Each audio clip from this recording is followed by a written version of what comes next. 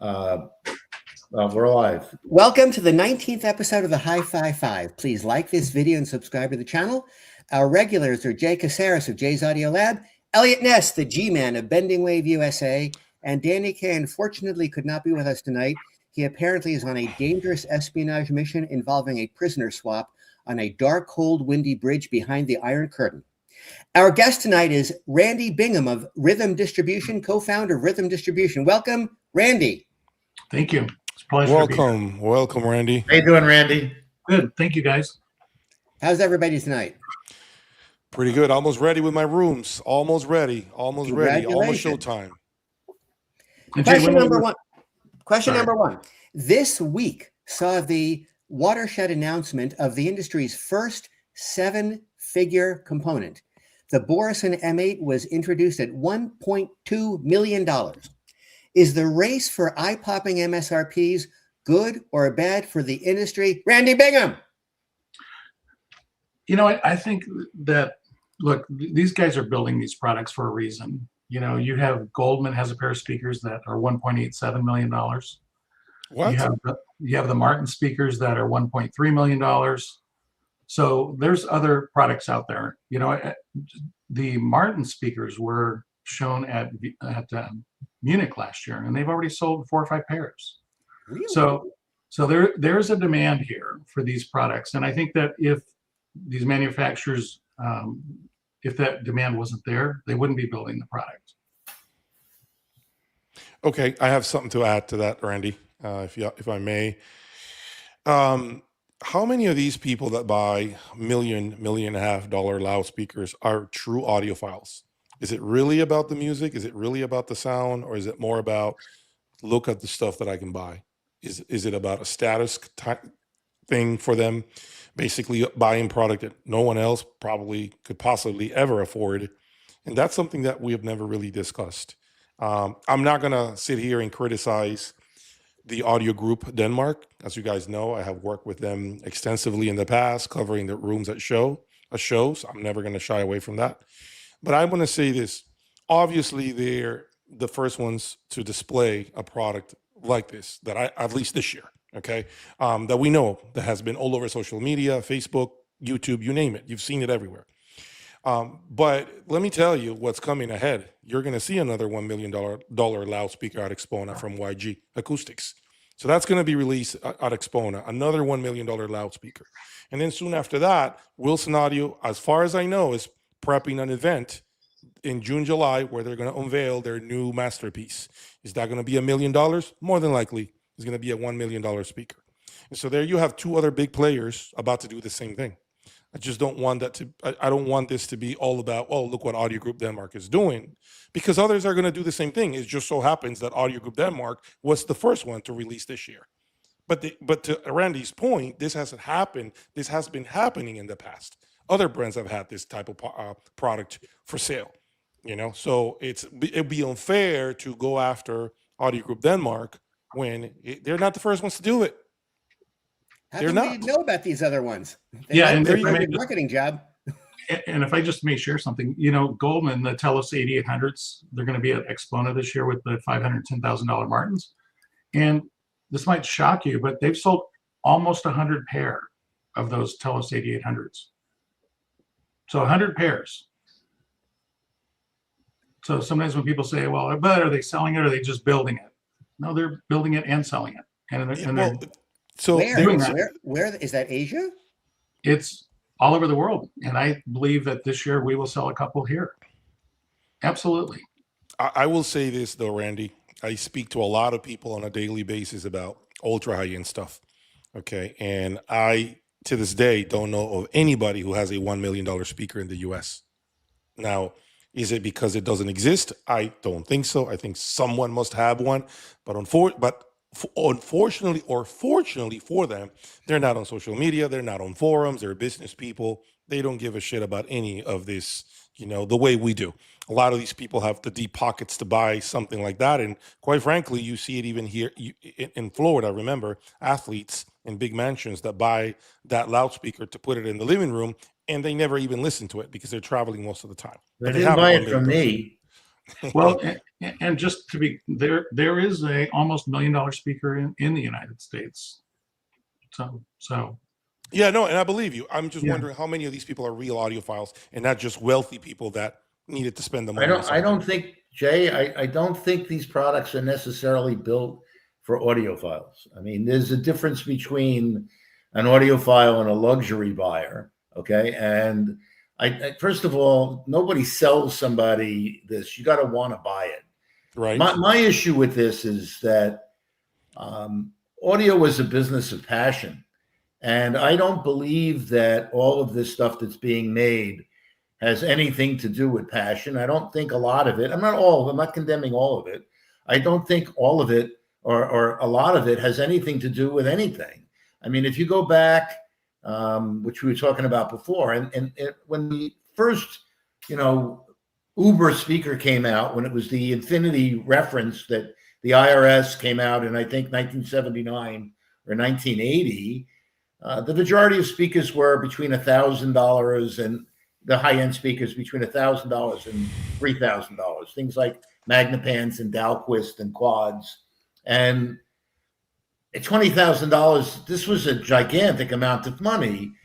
But the difference in the speaker, when you took a pair of whatever was contemporary at the time, pick whichever one you want, a KEF 105, a B&W, and you listen to an IRS, it was like, oh my God, okay? Oh my God, this is, the clouds are parting and I'm seeing angels, okay?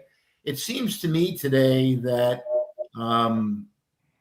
there are a lot of companies that, first they have a $50,000 speaker, then they have a $100,000 speaker, then they have a $200,000 speaker, then a $400,000 speaker, then a $600,000 speaker, and now a $1.2 million speaker in a period of 5 years, okay? And now I'm going to pick on them because I watched the video today. Okay. I mean, they invited, I don't know, 50 or 100 people and flew them all there and wined them and dined them and did a 45-minute presentation and never once talked anything about music, okay? It was has a titanium this and a beryllium that, and it was freeze-dried and spray painted and whatever they have to do. And I think a tremendous amount of the audio business has gone down this rabbit hole of technology and more expensive ingredients rather than, and maybe that's necessary to some degree, rather than trying to find the passion of the music. And so I think why a lot of people are disappointed is when you go to a show or someplace where you can hear some of these crazily priced things, they don't sound very good. And people go to them, and that's why they get upset. It's, I'm not saying that the Martin speaker or the Goldman speaker isn't good. I'm not saying that at all. But if you're going to do it, it really should be something that's really makes a statement that when people sit down and listen to it, they go, oh my God, this is fabulous, rather than, yeah. I want to take Pat Kelly's question because it's a good one. So Global makes what the Majestic's a $700,000 speaker? 600. Okay, 600. But so a few $100,000 more. How is your product a audiophile product, but over $1 million suddenly it becomes not an audiophile product? That's a good question. I didn't say that everything is not an audiophile or it is an audiophile product. Okay. First of all, Majestic was 500,000 when it was made, and it's escalated, unfortunately, because of tariffs in the U.S. and because of the price of money. The same thing with Randy's products too. I mean, a couple of years ago, a dollar was a 106 in euros. Now it's $1.17, 18, 19. That's a 12% increase. You also have a 15% tariff increase. So what was $500,000 is now $600,000. I'm sure that if Oliver wanted to build something specifically just to make it more expensive, he would. Okay. And to answer Pat's question, I mean, and this is why I don't want to answer this question, because it's going to sound like I'm being petulant in argument. I'll put Oliver's $600,000 speaker up against anything. Okay. But more importantly than that, and I'm not saying it's better or it isn't better, although I'm saying it's better. Okay. That if something is $1.2 million and it's twice the price of something is $600,000, It shouldn't be just a different flavor. It should do something that's dramatically better. And Okay. I would bet all the money I have that it isn't. Can I just really quick, Elliot? First of all, I accept your challenge, and second, I think it depends on the manufacturer. I think there are manufacturers that are just like you say, but if you were at Martin, for example, or Goldman, let's use Martin, when they were announcing their speaker last year, they of course talked about the technology of the speaker, what it brings to the table, and then they talked about the process for how they design speakers and how they'll play live music in a room, and then they'll play a speaker. It's really cool. Andy, I'm not castigating every manufacturer. No, I understand. I just think that's I think there are some companies that are interested in the music and have earned that respect and have developed it over a period of time.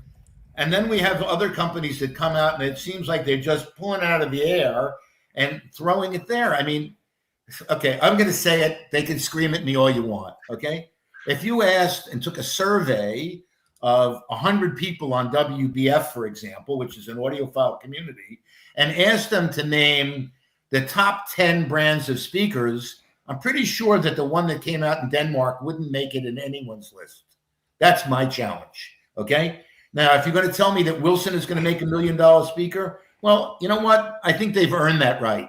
Okay. Or Magico, or perhaps some of the other companies that are out there, perhaps they've earned that right after 20 or 25 years of building state-of-the-art products or state-of-the-art type products. But I think too many companies today are just making expensive shit because it's expensive shit. And that's how I feel about it. Okay? Let's move on. Question number 2. Why do manufacturers hire a distributor at all instead of cultivating and managing directly a dealer network of their own? Randy? Are we all Randy, frozen or just wrong? I didn't know if I was going first again, so I didn't want to assume.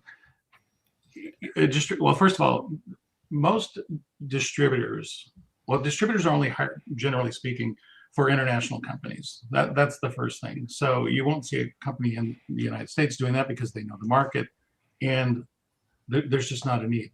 But international companies hire distributors because, I mean, a good distributor should see themselves as an extension of the manufacturer and have as much pride and all the things that a manufacturer has when they're signing up dealers and dealing with customers and all of that. So international companies do not know the American market or the Canadian market. We do Canada as well as they do. Just like the United States, a lot of people don't realize it. If you go to different markets in the US, the cultures are different.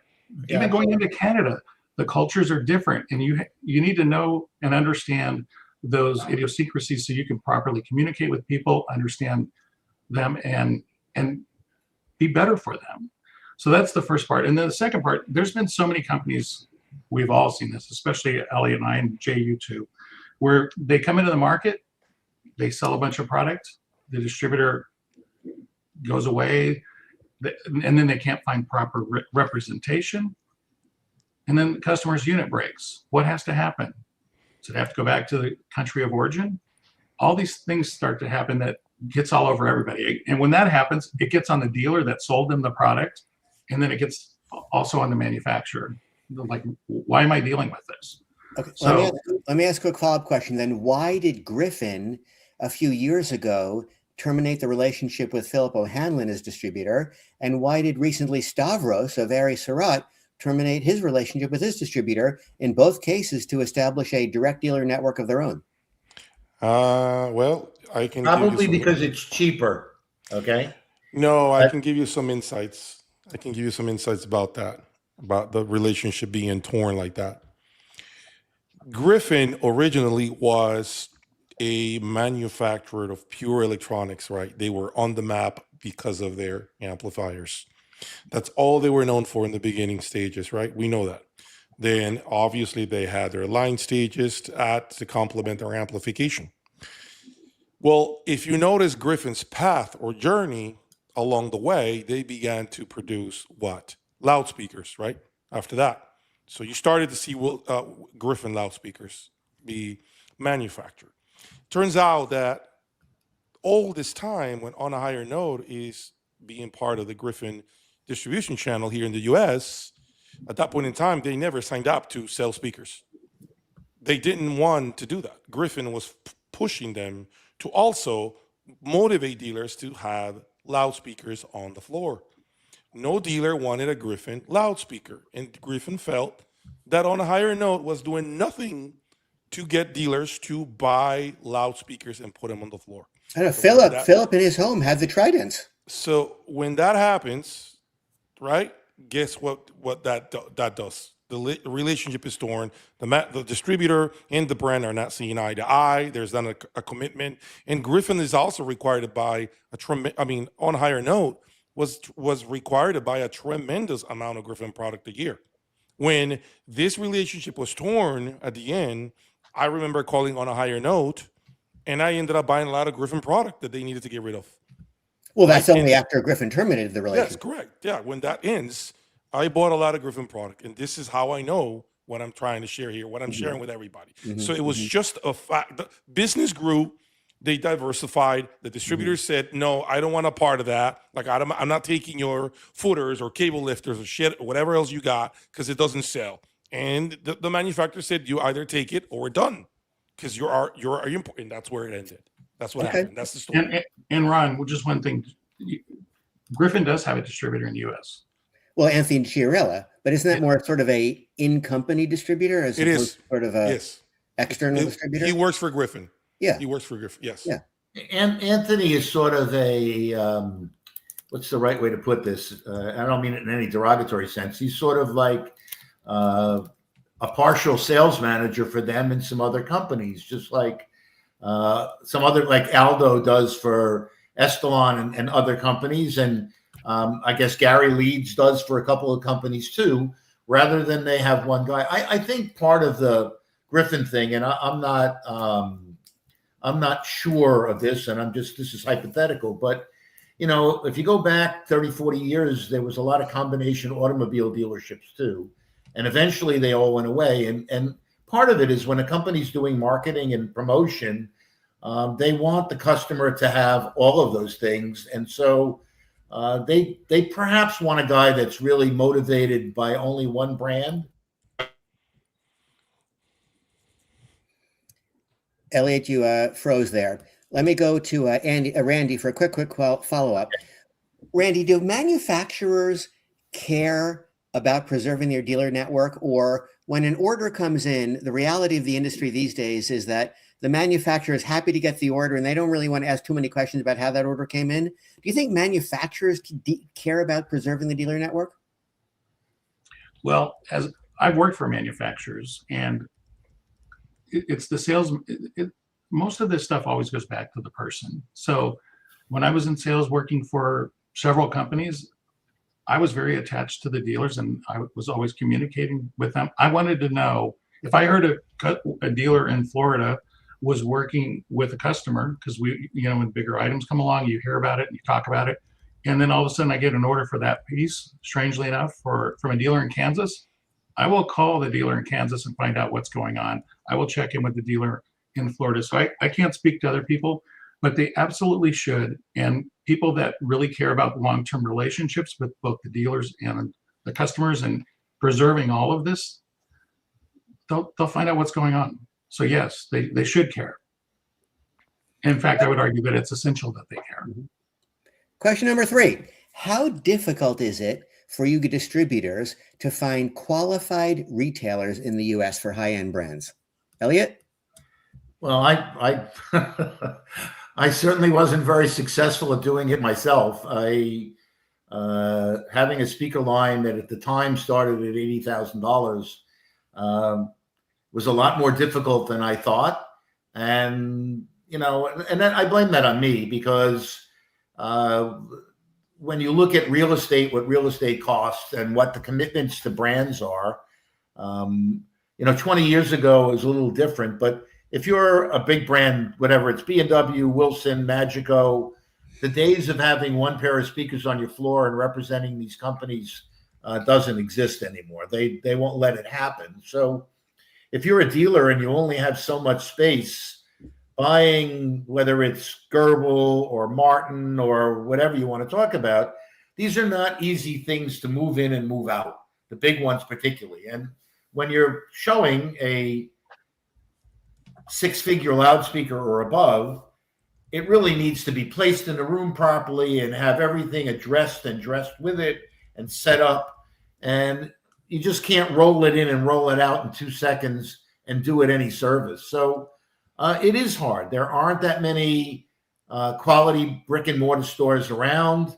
Some people are more comfortable with in-home dealers than I am. I'm not super comfortable with that thing.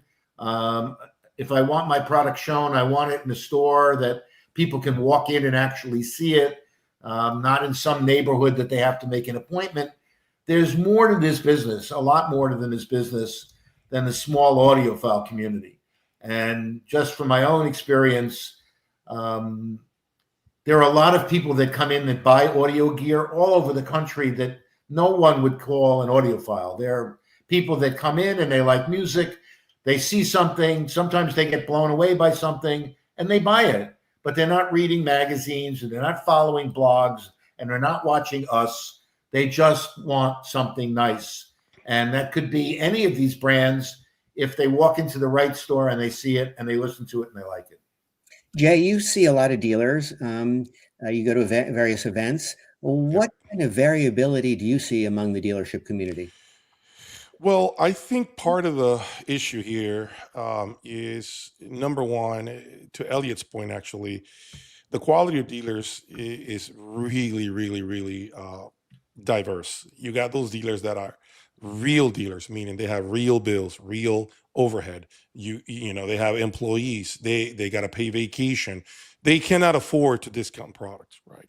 And so ideally, you want a dealer like that if you're an importer or if you're a distributor, because you know that dealer is going to do their best work for the brand. They should anyway, because they got bills to pay. But when you start placing product in small timers, people that don't have any skin in the game, but they have the ability to cut a check once, only to never buy anything from you again, right? Because they soon found out, wait a minute, this is harder to sell than I thought. What happens is that's how you begin to contaminate that distribution channel. When you start to take on dealers that should not be part of your business model. But as a distributor, I understand you got product to move. You got pressure from your manufacturers across the ocean telling you, yo, you haven't ordered anything. You haven't sold anything, you know? And so I know as a distributor, you have to make sure that you're moving boxes. And that's the reality, okay? The diversity to your question is really, really wide, to be sincere with you.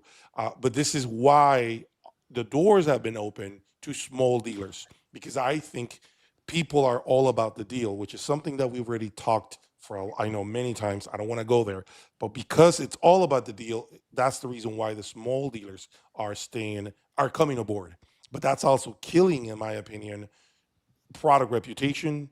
Obviously, the fact that products are not being sold at the prices that they should. And I'm not here to pass judgment and tell everyone that's watching us that I know what product should sell for. I really don't make those calls. I really don't want to even talk about margins from any angle, whether it's dealer margins or distributor margins. But what I'm here to say is that I can only imagine how difficult it is to find a quality dealership network. And remember, a lot of these big dealers that have skin in the game only chase brands that have been proven. The Wilsons, the Magicos, right? The big brands, the MSBs, the DCSs. That's all they want, because those are name brands that don't need any more marketing. When you're taking on a brand that's relatively new in the US from any distributor, not only do you have to cut a check, but now you got to be a cheerleader for that brand to make sure that everyone recognizes such product. And if the distributor is not doing their part by actually going to shows, Randy just said they're going to have the Martin speakers at Expona, right? The $500,000 Martin speakers, which I'm excited to hear. This is the type of stuff that distributors need to do also to help those dealers that have skin in the game, that are not discounting their product. Randy, how hard is it for you to find dealers you're excited about? Well, I've been doing this a long time. I've been on this side, on the manufacturing side, distributor side for almost since 1995. So many of the dealers I know who's out there, and just like anything else, there's good ones and bad ones. What when we are looking for a partner, we want to find a partner that is very selective in the products and the brands and partners they choose, because it happens all the time where you'll look at somebody's website and they have everything. And what ends up happening is those particular dealers can't really be loyal to anybody or important to the manufacturer. It's not a real partnership, or the distributor. So for us, we're looking for partners that skin in the game is a great expression, because I tell people that all the time.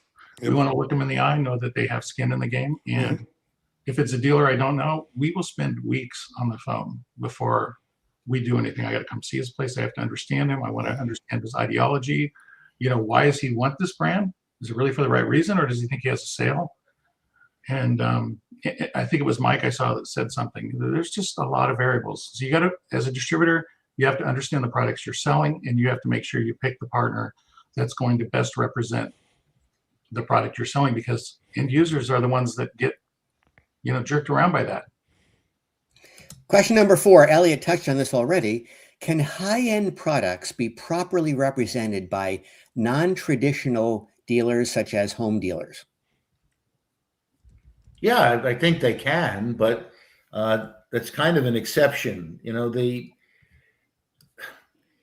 The problem with product to begin with is you have to put it in front of people in order for them to buy it. There are two ways that business is done. There's the traditional way, which is the experience. People come in and experience and do it. So an in-home dealer for a brand that nobody knows, I don't know how they can be successful, to be honest with you, okay? Because nobody's coming there to see an unknown brand, okay? And so it's really difficult. Can a guy work out of his house and build a big business? Of course he can, okay? They're obviously better than others, but a lot of the in-home dealers are just hobbyists that buy some stuff for whatever their reason. I'm not putting them up or down or whatever, but they got no clue what to do with it. They have no clue how to market it. They have no clue to sell it. And in most cases, they don't really know a lot about audio. It was their hobby, and it sounded like a good idea at the time. I always wanted to open a restaurant, but I don't know anything about a restaurant. So it's that old expression, how do you make a small fortune? You start out with a large fortune. And so therefore, I never opened a restaurant. Randy, have you ever worked with a non-traditional, non-brick and mortar retail store type dealer? Yes, we have, but it's very selective. Again, it goes back to the person. If that person has good big business acumen and they understand the product, and the biggest thing, they have a passion, and they check those types of boxes, then yes, it can be successful. The problem is that's the exception and not the norm. Jay, what do you think? Yeah, I believe so. And I know people are going to say, well, Jay is only saying that because he is considered a home dealer too, right? Since I sell strong tank and some minor stuff. But I can say that it is possible. It has to do with how committed that person is to generate business, obviously to respect the lines and to know how to sell, because I can't tell you how many people are actually dealers with operations and they can't sell anything to save their life. They want to take orders. They want just for the phone to ring. In addition to that, we're seeing small players actually build a nice social media presence, which I think brands are looking at as well, because it is important that you have some sort of social media presence. Well, Elliot is trying to build his. I mean, he's been doing this for the last year and a half now, because he sees that that's the only way now, the only way to go. Long gone are those days in which you were near the phone, waiting for a phone call so you can actually take an order down and then call the manufacturer and place that order. So I think if to Randy's point, if the relationship in that particular home dealer happens to have a plan that they can present to a distributor or a manufacturer that makes sense, and obviously, I'm not going to lie, has to have the financial means to put up money, skin in the game, right? Then you know what? I don't see a problem with that, because quite frankly, man, very few people can stay alive when they're paying $10,000, $15,000, $20,000 in commercial, buildings just to lease. I mean, it's ridiculous what can happen. Some people have a big home. They're in Texas where I am. They have enough space to create their hustle on there, be a legit business, have nice presentation, quality rooms, all of that. They made the investment. How are they any different? Well, one could argue you are in a commercial building and he's not. That's about the only argument. I was for 2 years a home dealer for Caceres audio ribbon loudspeakers. I did a lot of demos at my home. I did a big exhibit at Emico's the show Costa Mesa last year. And still to this day, I remain listed officially in the Guinness Book of World Records as the only Jew in recorded history who could not make a sale. I tried. Did not work out for me. I'm just not a salesman. Question number 5. What role do print and online review magazines play today in building a brand? Randy, answer that and tell us how you spend your marketing dollars.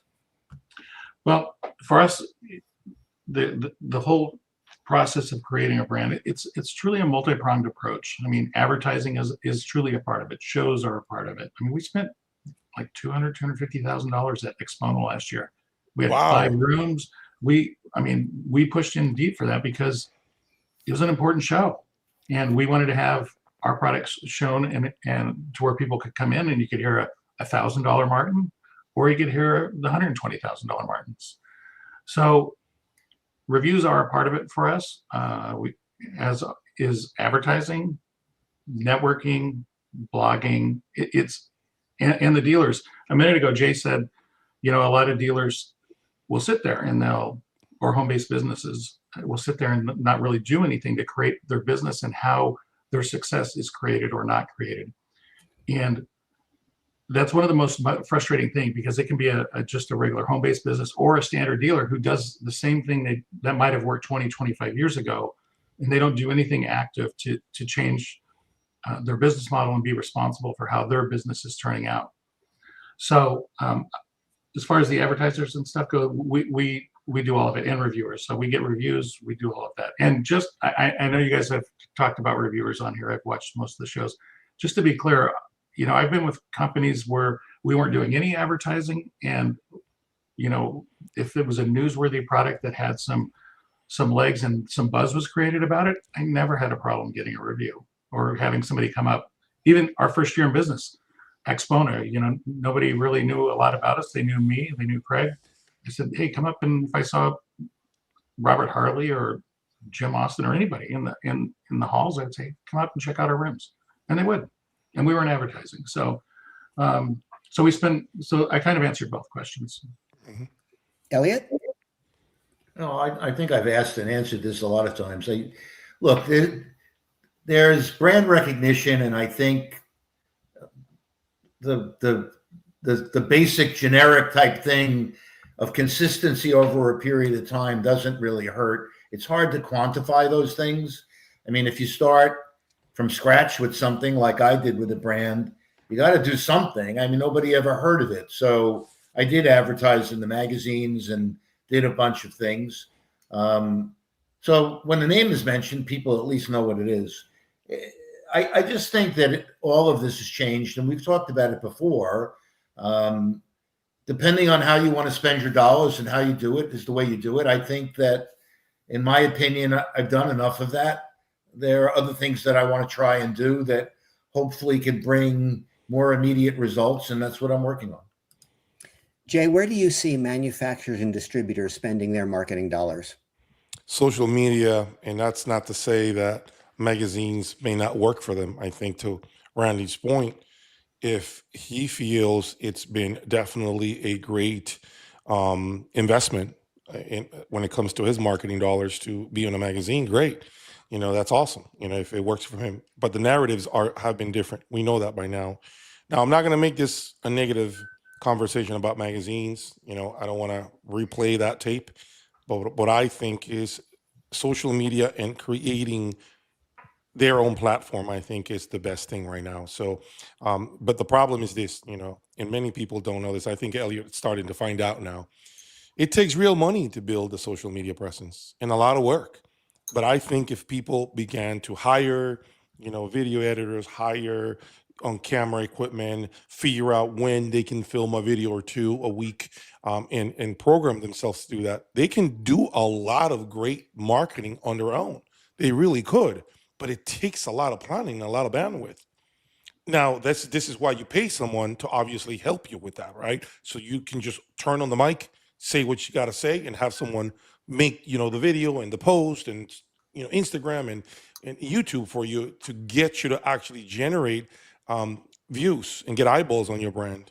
I think long gone out of those days in which you needed to have a print magazine to help you. I think nowadays YouTube has given us the ability to market ourselves. The problem is, and I'll say it out loud, a lot of laziness within this industry.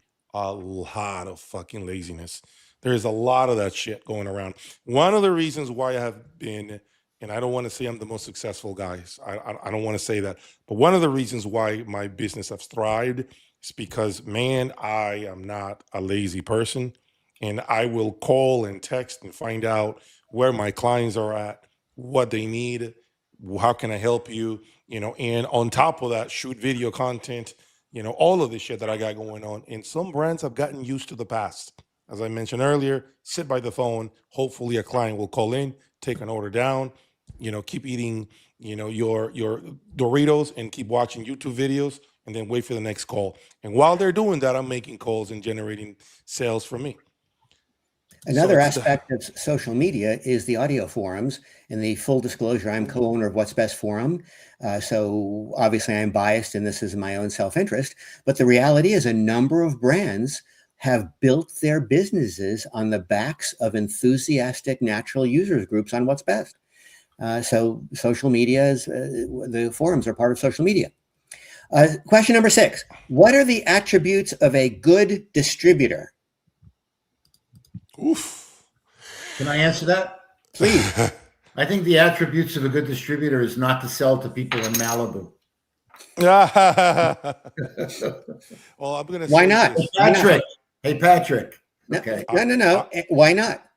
No, I'm just answering his comments there. Okay. Look, I go ahead. Go ahead, Jay. Go ahead. Okay, I just want to say this, okay, and I don't really have enough data points, enough information to speak about this particular question. I know Elliot and Randy are more qualified than I am, but what I want to say or I want to ask you both is, on top of the question that Ron just presented, do you believe in distributors double dipping, being distributors and dealers at the same time? How do you guys feel about that? Well, for me, that's easy because I'm really the only one that sells my product. Okay. I've had a couple of guys that have signed up and neither one of them has really been successful for me. And so, which is okay. I don't blame anybody. It's just the way it is. Either they weren't the right people or I picked the right people or I couldn't help them enough or whatever. But I believe in the product that I distribute. And I'm the first to say that I failed as a distributor. I'm not successful as a distributor.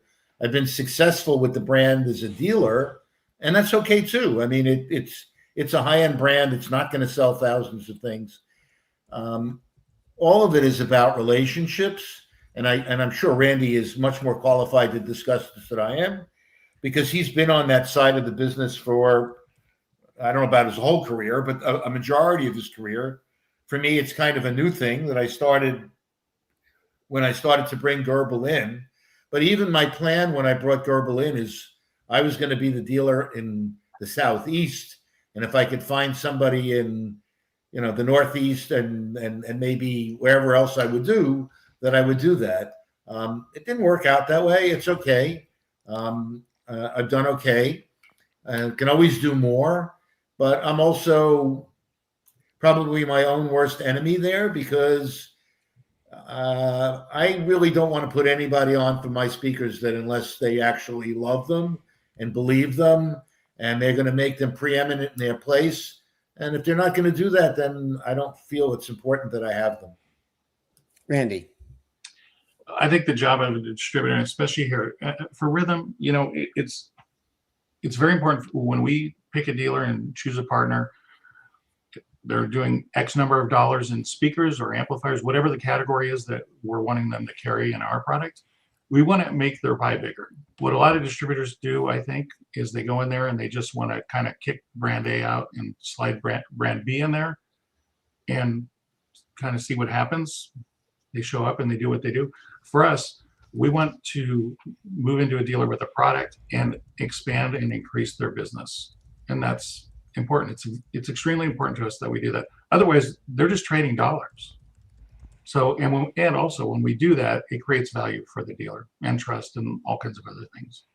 Randy, do your dealers have territories, or do you let dealers sell across the country?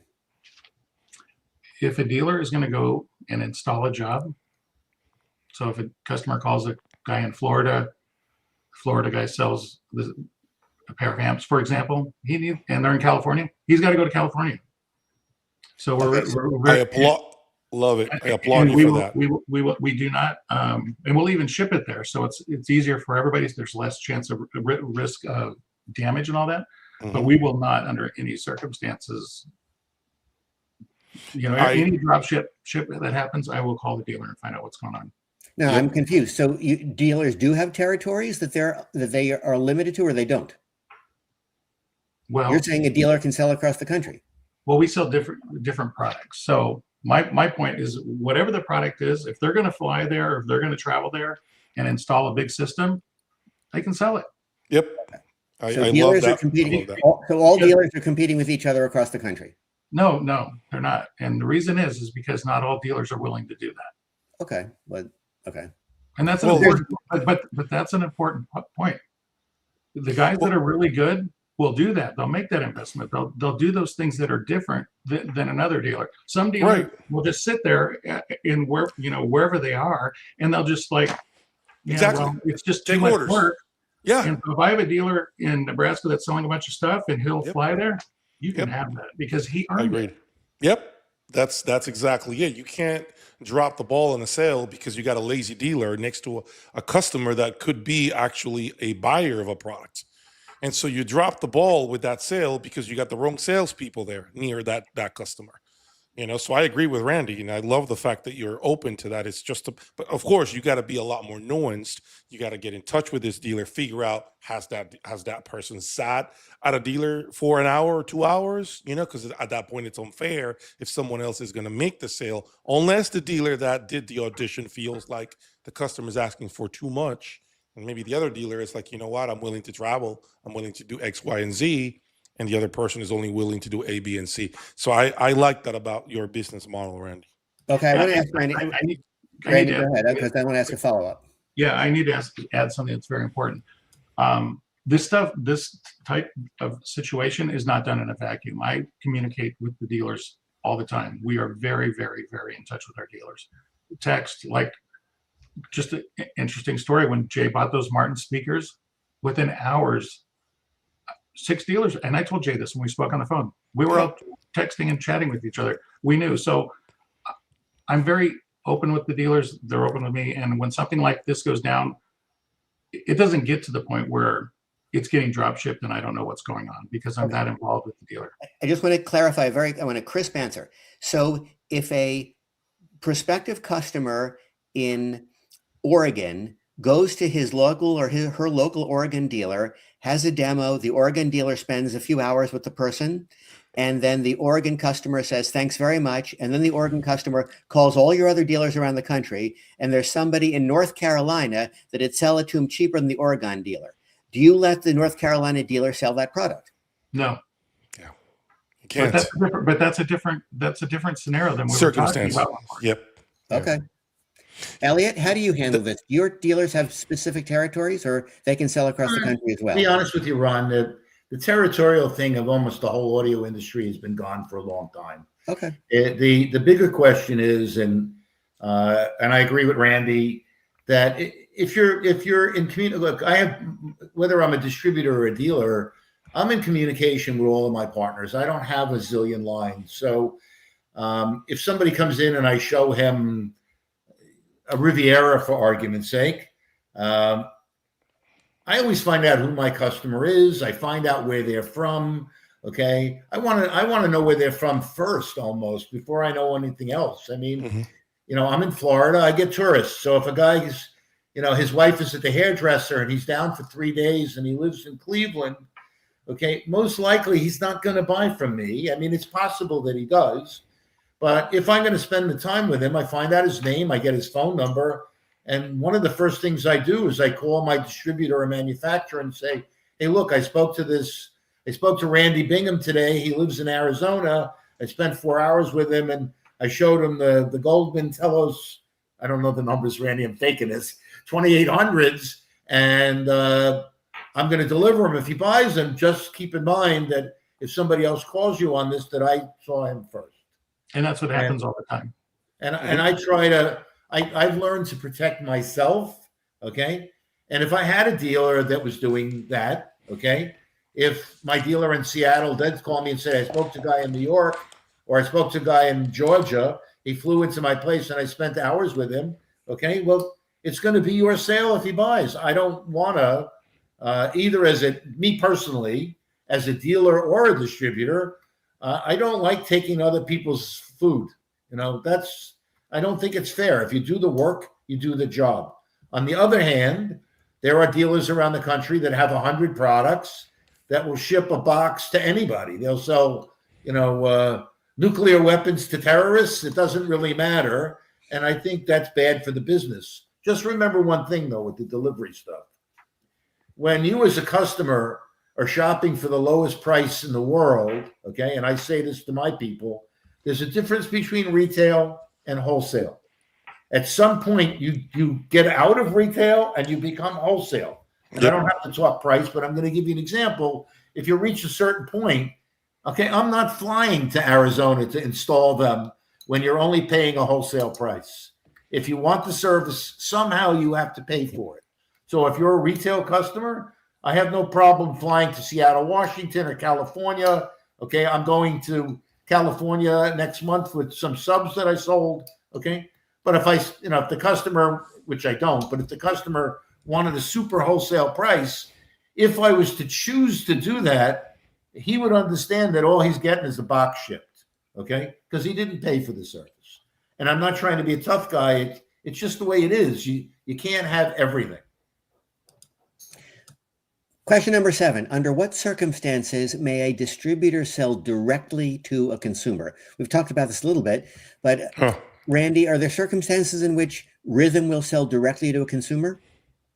The business model at Rhythm is to support our dealers, and it's just not what we do. Mm-hmm. Okay. Jay, what do you see as a practical matter behind the scenes? Well, if the distributor has been unable to find great representation of such products, he has to be a dealer/distributor. However, and I hate to do this to Elliot because he's my friend, and he has no real dealers. He said this himself, right? He's pretty much selling global direct. Here's another question or statement I could make. If the distributor is finding himself selling direct, shouldn't his prices be less money because the margin is greater for that distributor than it would be for a dealer? That's a good point, right? It's a good question to ask. Right? So and maybe Elliot can speak on this because I know he sells direct because he can't find quality dealers. But that was something that I always wondered, how does that work? But then also it's a catch-22 because if Elliot, let's say, and I use Elliot because he's a distributor for global. Let's say hypothetical, a speaker is dealer pricing MSRP 100 grand. Right. Well, guess what? I have no dealers, so I'm gonna sell it direct, and it's gonna be $80,000 instead of 100. Okay. Here's the problem, though. If Elliot finds dealers down the road, how is he going to sell now that product when he's been selling it for 80, when in reality dealer pricing is 100? You see the problem? That's the issue that he might face. So, Elliot. Well, I told you I'm really not a distributor. Okay. I mean, the reality is I failed miserably at it. So, what do you want me to say? I mean, that's the reality of it. I mean, part of being a distributor is I still have to do all the marketing. I still have to do the advertising. I still have to pay for all the shows. I still have to pay for all the freight. I still have to pay for all the tariffs. Mm-hmm. And so all of that comes in. I try to keep that in mind. If I'm dealing with a customer, yeah, I probably have a couple extra bucks that I can give a guy if I need to do that, and I don't have a problem doing it. Like I said, I don't really have a dealer network. If I had 6 or 10 dealers, I wouldn't sell retail at all. but I don't. So I don't Yep. even think about it. Yep. And Ron, just really quick, I just want to add one last thing. The first couple of sales we had at Goldman, because we didn't really have a dealer network, customer called, said, I want this.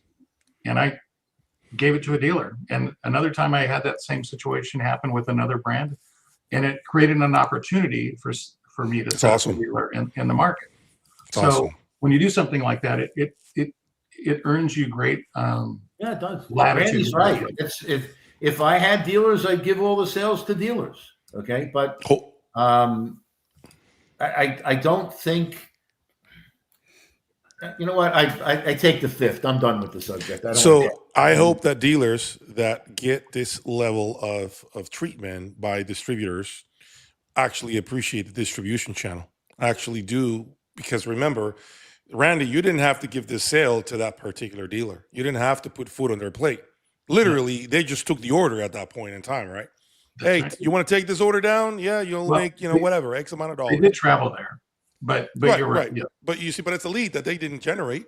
It's a Yes. lead that came to you. You didn't have to give them that lead. You did the Correct. right thing, yes. So I'm Yes. hoping that this dealer or dealers that are watching this and that are getting these leads from distributors are actually thankful to that distribution channel. We have I really hope so. They are. Question number 8. And they have been. Do new brands in the US get a fair shot of being seen and heard by dealers and by the press? Will a truly great but as yet unknown product or brand, is it really able to get discovered in this day and age, in the current environment? It's really hard. It's a hard one. It's really hard. I mean, the fact is that, and you see it every year when you go to the shows and stuff, and people go to the show, they try to get into the magazine. I mean, I think the entry cost. Look, the cost of entry in this business traditionally has actually been very low compared to other industries. You can't just become a car dealer because you feel like it, but you can become an audio dealer you don't need a whole lot of money to do that. And you don't need any real, I hate to say this, you don't really need any training or education at all. If you try hard enough, you'll find people that will sell you products. And I can give you many examples. I've had a couple of my customers open up stores that didn't know anything about anything, but they wrote a check. And as soon as they wrote the check, people opened their basements and filled them up with merchandise. And then 2 years later, that merchandise ended up at places like Jay's. Okay. But if you go to a show every year, you will find new products. A lot of the small companies, that's why there are distributors. That's why there are people like Randy and my friend Jonathan and a bunch of others that they'll go to them because they have contacts in the market and they have experience. And Randy can say to a guy, this gadget that you want to sell, it's kind of cool. And maybe we could sell some of them if the price is right and it's packaged right, and help them along. Whereas if I'm just picking something, you're a stranger from Poland making a network switch and you don't know anybody in the US and you barely speak the language, it's almost impossible. Okay, so I got a story here to share with you guys. And I know people watching us love these things, but I went to Munich in 2022. And many of you guys who have seen the show fail to realize that there is a side show in Munich, right, at a hotel. I think it's a Marriott hotel. And so I remember Mike from Sonko Stadio, my first time there, he told me to visit that hotel, stay at that hotel if I wanted to. There's always some cool stuff to see, right? So they got some ballrooms with some gear from those that are unfortunately not able to pay the outrageous prices to have a room in Munich. So I went there to see the place, and I remember seeing this brand from, I think it was Slovakia. And they said, Jay, we follow you. We would love to have you here, listen to our speakers, our amplifiers, preamplifiers. I said, sure, why not? I'm there. So they closed the doors for me, turned the lights down, the whole thing. I mean, I'm like, damn, this is serious. These guys are not playing. And they're wearing suits and all of this shit, right? And I'm like, okay. So I looked at the amplifiers. They look really well built. They sounded fantastic. And they said, you have no idea how hard it is to penetrate the US. And I'm like, what do you mean? He said, we've been trying to get rooms at the largest show. And he's like, Expona. I'm like, Expona, yeah. and we were denied rooms. They don't allow us to come into the US. We're willing to spend our own money, send product to ourselves there, send 2 people in advance to take delivery of the amplifier, to do the setup, to do everything ourselves out of pocket, pay for the rooms and display product. And they kept telling us there are no rooms available. We've been doing this for the last 3 years. We have no more rooms available. And so that's one. And number 2, other brands, which will go nameless. I'm not going to speak on what they are. Okay. I get in trouble when I do that. People get very sensitive. They told me basically these big players are blocking any efforts from small brands from entering the US market, from actually doing great things and show us what other manufacturers are doing overseas for less money. So they were asking me, even me, they wanted me to put that product. They wanted me to have that product. They wanted me to talk about it. They literally handed me a blank check and told me, put the number on it. We don't care. Put the number, whatever number you want. When you're saying players blocking, or the players you're talking about, manufacturers or magazines? Yes, big players in the U.S., big forces in the U.S. that do not allow for product to come from overseas and enter the U.S. market. Okay? No, but what element are these? Are these big players manufacturers or manufacturers from the U.S.? Absolutely, manufacturers. He didn't say magazines. I will say that he said manufacturers that are essentially just absolutely not happening. They're not having it. They're pulling out of shows if that happens. So they are essentially controlling a lot of what's happening with actual shows. And so I couldn't believe it. And they're like, we've been trying. We are so desperate that here's a blank check, write whatever number you got on it, put your name on it, and we will send you products so you can, help us. I didn't do anything. You never saw anything on my channel from any product that wasn't known to you. But this is what's happening behind the scenes. Okay, but specifically, upon whom are those manufacturers pressuring to suppress new brands? Is it the show venue? Is it the magazines to not cover the product at the show? What exactly are you talking about? Okay, so I'm going to dance around facts, but I think you guys will get the feeling for what's happening. So there was another manufacturer that placed a loudspeaker at a big, I don't want to say what this American brand builds because people are going to figure it out, but this is an American brand. Okay, so this manufacturer sent their loudspeaker to this American manufacturer, right? So they can use it. I don't know what the deal was. Here it is. You can use it at the factory to do whatever product you built. Well, another loudspeaker brand came in and said, that shit's not happening. Get it out of there or our relationship is done. And that product was soon removed from that place. Randy, this is the type of shit that's happening that you guys watching me don't know, that I can't speak on because I don't want the receipts after I speak what I know. I don't want to get in the middle of it. But this is the shit that happens that most of you watching this don't know. Without going down the rabbit hole that Jay just went down, okay? And I've never heard that, and I'm not saying it's not true. I've just not heard it. I do know that having been a participant at Expona, which is the biggest show in the U.S. and is extremely difficult to get a room. Okay, my first year I had to take a crappy room, and I got lucky that somebody canceled, and I'm not sure it was a benefit or a curse that I got the club room. I got to pay for the most expensive room at the hotel, which was the worst room from audio. It was the room from hell, but it was a beautiful room to throw a cocktail party, not necessarily for putting a thing. But I got that room, and when I wanted to change the room, okay, even being an exhibitor there for 5 or 6 years, there were no other rooms to get. Okay. I tried to work a deal with my friend that had a room downstairs, that wanted to take a year off. And I mean, they wouldn't let me. And I do know that, and I talked to Oliver about this too. The show isn't at Munich this year, as you know, it moved to Vienna, but it's virtually impossible to get a room at Munich either. If you have a room, you have first right of refusal, and most people don't give them up. So this year at Vienna, I don't know how it worked, but I do think it had something to do with the first people in from Munich had first rights in Vienna. I'm not sure of that, but I've already heard that it's really hard to get a room there. There's more people that want a room than they can get it at all of these shows, because in reality, That's the cheapest key to entry. Okay. At least you're at a show with everybody else in the industry. You're going to get to see people. You know, throwing money for a page or a full page ad in a magazine.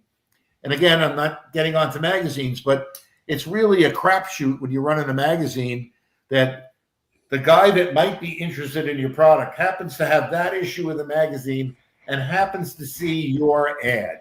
Okay.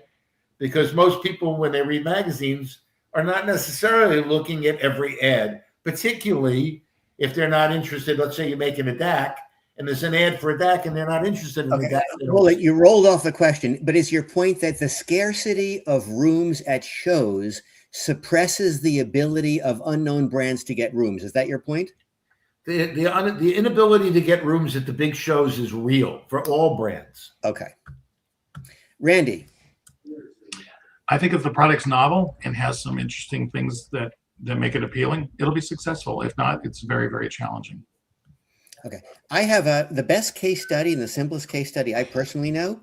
Gary Leeds of Hear This was looking for a product, looking for a designer to back, and he found Angus Lung, who nobody had known of really before. And Gary created Westminster Lab with Angus Lung, a Hong Kong manufacturer, out of nowhere. And I think that's a great example of an relatively unknown brand, if they hook up with the right person, can break into the US market and become successful. I think it's a very interesting case study. Question number 9, and we've discussed this a little bit before, but this is really for Randy. What really sells the products? Randy, in your experience, what really sells high-end audio? Is it the sonic qualities of the component? Is it the aesthetics?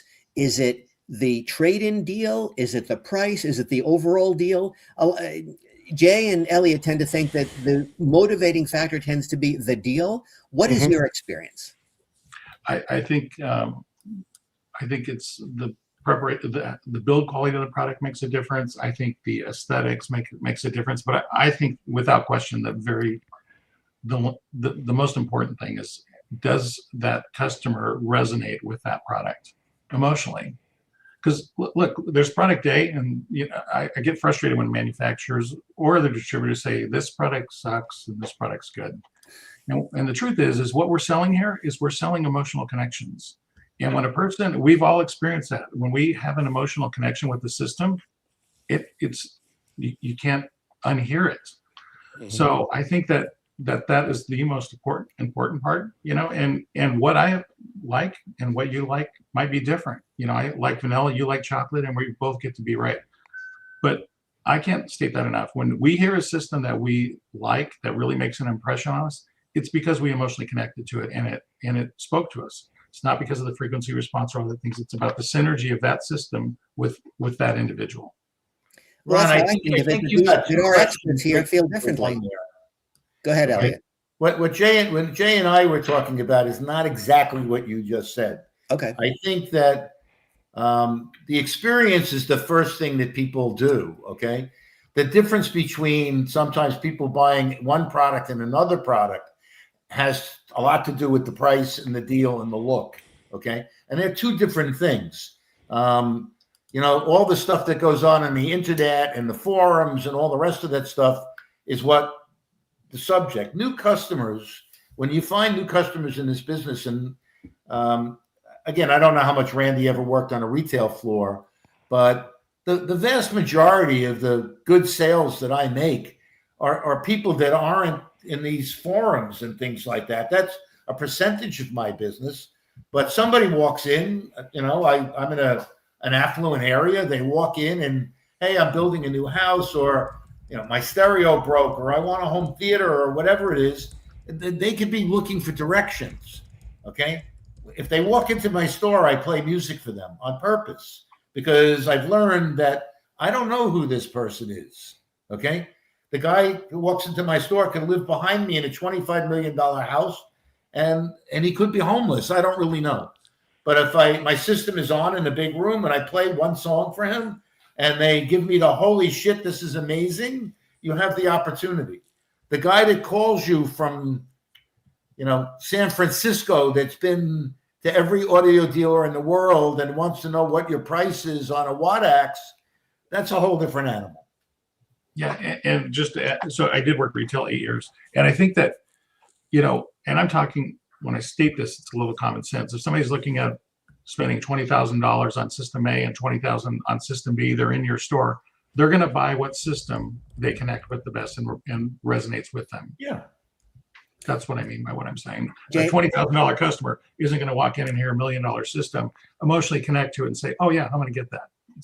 So Jay, in the used business, it makes sense that the deal might be a little more important. What do you see? The deal, because I am in the secondhand market more than new market, the deal is the most important thing for people. But it also needs to be something that's trending, something that people are talking about. I think that it definitely helps with the sale.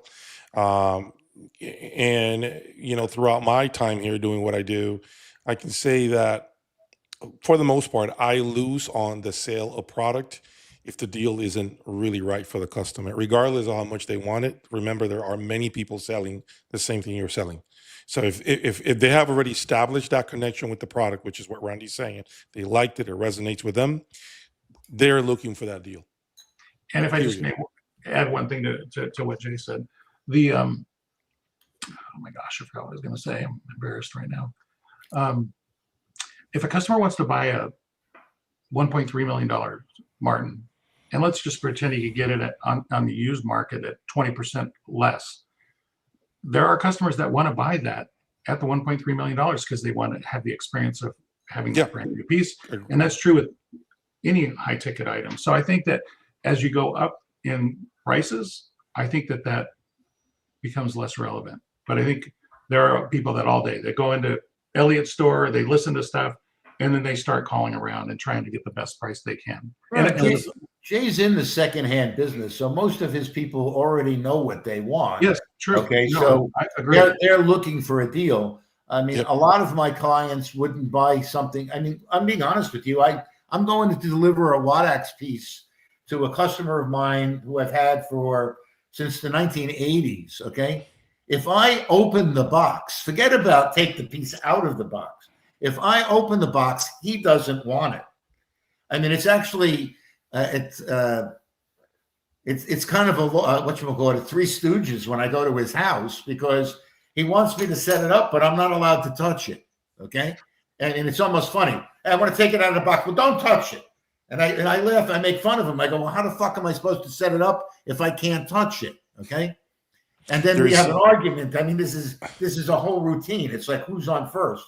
But Now, there are a lot of people that don't mind buying something that's used or secondhand or a demo, and there are many people that do not want that at all.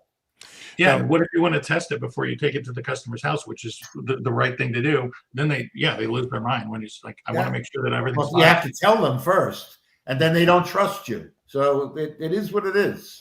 well, one thing that I think we were discussing that we actually did not talk about, and I think Elliot, you and I had this conversation earlier today about, you know, what's the used market price on a product that's $1.2 million, $1.5 million, right? We talked about that briefly today. And that's where things become tricky for a lot of audiophiles. Now, I don't expect for the person that can afford a $1 million speaker to be on Audio and selling product or eBay, right? That's not what they do. That's not that type of clientele. That person, when they want to part ways with that and find something else, they're going to do it through a dealer. But the problem is this: when you buy a product that's $1 million, only a handful of dealers can help you with that trade-in. That's number one. That's the biggest problem right there. And secondly, most dealers don't ever want to trade a trade that expensive, because when they throw your way the trading value and you realize the losses, now that dealer is the antagonist of the transaction. Now that dealer is the bad person for lowballing that person. But what they don't understand is it's not really the dealer. The fact is you bought a product that is priced out for many mortals out there. So that dealer has to think about it in terms of, for me to get rid of this $1 million speaker, I'm going to have to really get it for a crazy deal to be able to move it, because I'm not going to have someone knock on my door and give me $900,000 for a speaker that sells for $1 million. And so when you are talking about the crazy, super, ultra high-end products, a lot of consumers need to be really careful because there are very few buyers for that level of stuff. And I don't know of many dealers that are willing to take on a trade of that caliber. Well, one interesting thing is, and this has been happening with the higher MSRPs as they go up and up. Which I like because it benefits. What is the customer really going to pay on a $1.2 million MSRP product? I mean, the reality is we don't know what I mean, maybe the actual price, even purchasing it direct from the dealer, is going to be significantly below 1.2 million. So I wonder how much of these eye-popping MSRPs are really just for marketing and like, oh my God purposes versus what even there are different companies that have different philosophies of that. So I mean, I think we should stay away from the $1.2 million product and that company. But look, when you're talking about products in these price ranges, the amount of people that are available to buy a used, very pricey product is really tiny. Okay. Yeah. A guy, I don't care what it is, a $500,000 amp used, what it's worth is only what somebody's willing to pay for it. Okay. And this is one of the things that customers don't understand. On the used market, there aren't a lot of people for a $500,000 amplifier. Okay. Those customers are not scouring the want ads and AudioGod expecting to find that. Back in the day when I used to sell used equipment, there were times when I had some expensive stuff that I wanted to sell. And current stuff that's high in demand is pretty easy to move then, and probably still is now. Okay. Like Wadex right now. Yeah. Well, Wadex, or let's say you have a current Wilson speaker, for example, an Alex V. Okay.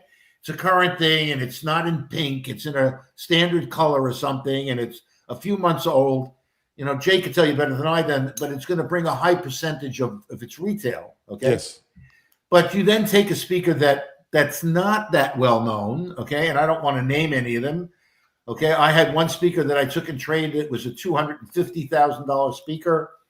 Now the customer didn't pay that, and he didn't buy it from me, but he still paid like $180,000 for it, okay. I had it for 2 years and sold it for $45,000.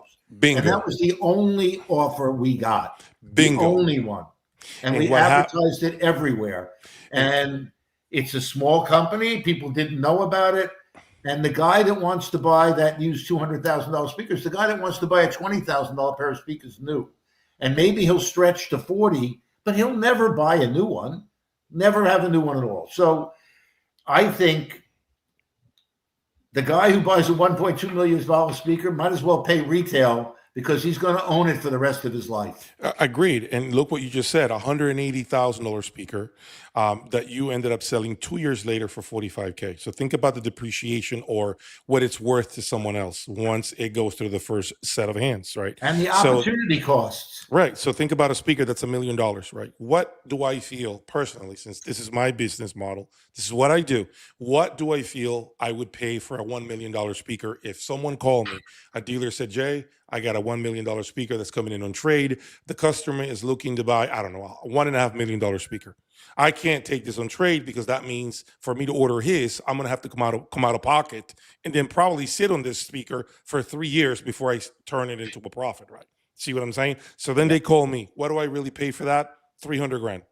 That's what. Okay, gentlemen, any final thoughts? No music section tonight, huh? No music section. Danny, we miss you. We hope the prisoner swap went well. Thanks for joining us, everybody. Don't forget to click like and subscribe to the channel. We're almost to 1,000 subscribers, which is where we want to be with your help. Thanks very much. See you next week. Bye-bye. Thanks, Randy. Hey, please subscribe. Come on, we got to push, okay? If you don't subscribe, we got to come and beat you up.